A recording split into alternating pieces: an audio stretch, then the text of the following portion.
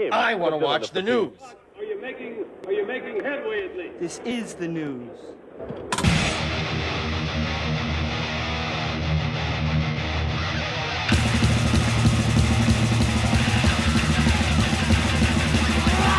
Smack 'em a garbage time for the only news that matters. And in a new interview with Radioactive, Mike Z, host of 96.7 K-Cal FM program Wired in the Empire, former Dio and Whitesnake guitarist Doug Aldrich was asked if he was part of the Dio lineup that opened for Iron Maiden on the U.S. tour more than 2 decades ago. He responded, "No, actually, that tour was in 2003. And so what happened is, originally, Whitesnake asked me to play. And I asked Ronnie if it was okay. And he said, yeah. And it was going to be a 2-month run. And we had a blast. I mean, the Whitesnake band was on fire. Just like the Dio band. And David Coverdale said, do you want to carry on? I got dates. I'm going to finish out the year. And I'm like, hell yeah, let's do it. And in the breaks, I was going to Ronnie's house. And we were starting to write for what turned out to be Master of the Moon, which I actually in the end didn't contribute anything to it. But we started writing, and one day he goes, oh, we got this tour with Iron Maiden coming up in the summertime. And I was like, oh, Ronnie, are you serious? Are you sure? And he was like, yeah. And I go, because I just committed to David Coverdale about the summer run. And he was pissed, man. He was like, what the fuck? You know, he was really upset. And he kind of booted me out of the house. I was like, whoa. And he's like, the writing session's over. Get the fuck out, kind of thing. He was pissed. And I felt horrible. But I had a great opportunity to work with Coverdale. And in the end, it paid off with a lot of new music from Whitesnake. And I went back to Ronnie a couple of times in 2005. He asked me to come back to fill in on the European tour. And then I ended up doing another tour in Europe with him in 2005, which ended up being the Holy Diver Live DVD. And that's when Coverdale was like, hey, I hear you're back with Ronnie. And some people are saying it's full time. And I just said, look, if you want to keep Whitesnake going, we got to do some new music. And he agreed. And that's when we started writing together. But it's all kind of intertwined. But the bottom line is that I missed the tour.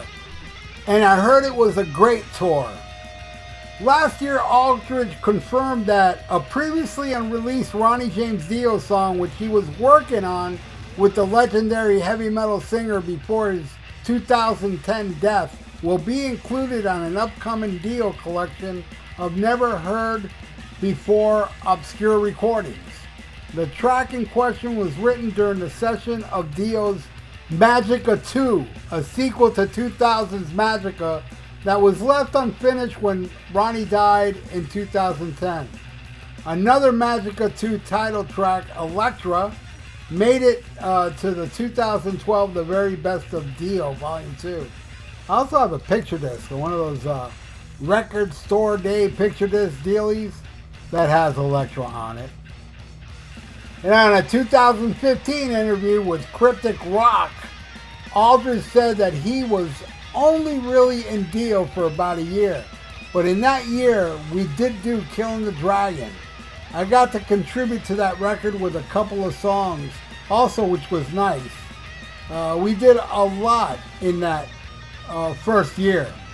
We did a record, we did a bunch of touring, and a live DVD called Evil or Divine live in New York City. Yeah, that Evil or Divine DVD from New York is awesome. I bought that when it was new.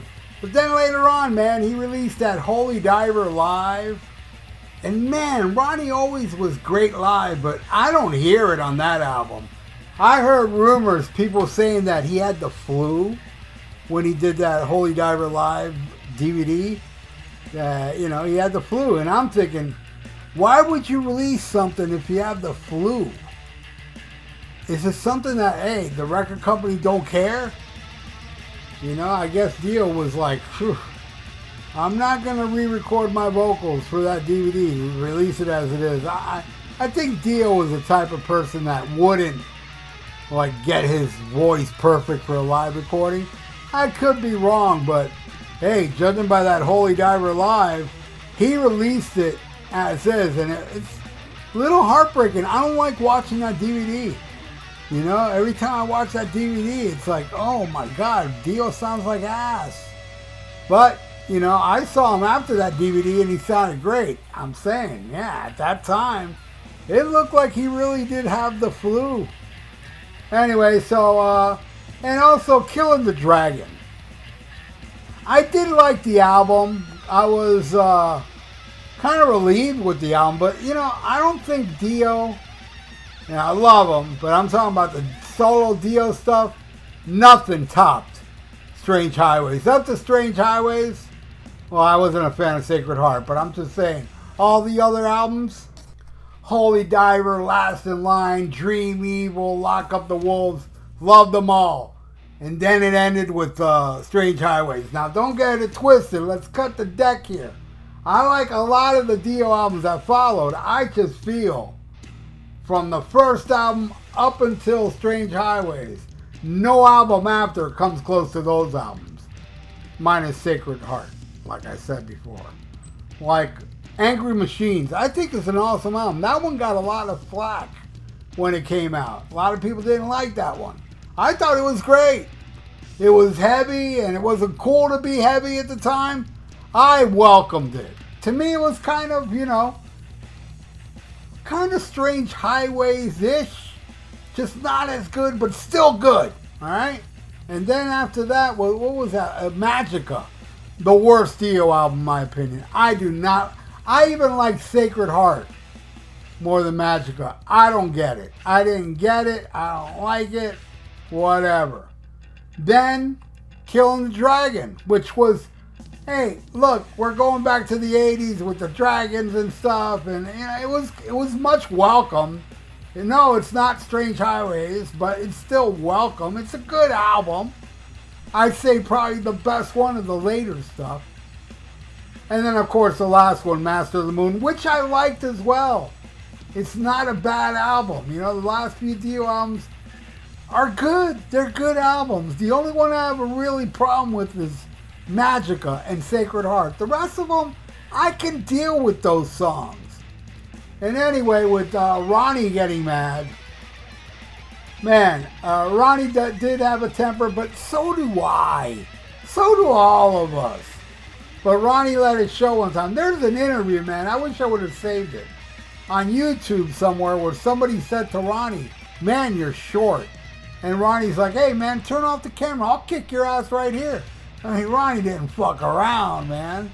And then there was the time I saw him on the Master of the Moon tour.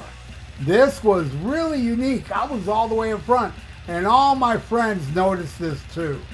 He got super pissed at Craig Goldie. I don't know what for. I don't know what Craig has done. But man, he like, when the song would end and the lights would go down, he would walk over to Craig and you can tell with his hands flailing that he was pissed. You know, and then, you know, spotlight on him and he's trying to shrug it off, but you can tell he's annoyed about something Craig did. So, you know, Ronnie took no shit, but neither do you, and neither do I, neither do all of us. Ronnie just was a famous guy getting pissed. Well, we all get pissed, you know. Lemmy said a story once where Ronnie got in a fight with some guy in a bar, a tall dude, so Ronnie got up on a chair and slugged him. That's Ronnie, man. Didn't take no shit. And then, when it came to like, when I met him 2 times, there was nobody cooler. Nobody nicer than Ronnie James Dio. That guy cared about you, man. Would ask me questions. He was just an awesome dude to meet. That, like, after you walk away from Ronnie James Dio, he made you feel so good. He had this magic about him, man. This magic about him. And everybody out there that's listening to me right now and has met Ronnie James Dio knows exactly what I'm talking about. Because we all have the same story. Ronnie was awesome, you know? So there you go. That is The Only News That Matters. And I want to thank you all for watching The Only News That Matters. And leave your comments below what you feel about Ronnie James Dio, man. I miss him. And yeah, hey. And subscribe to my channel if you haven't. Ring that little notification bell. I really would appreciate that. And like the video. It's good for the YouTube algorithms. So stay frosty. Listen to Black Sabbath and smack 'em a gob. Farewell and adieu to you fair Spanish ladies. Farewell and adieu, you ladies of Spain. For we've received orders for to sail back to Boston. And so never more shall we see you again.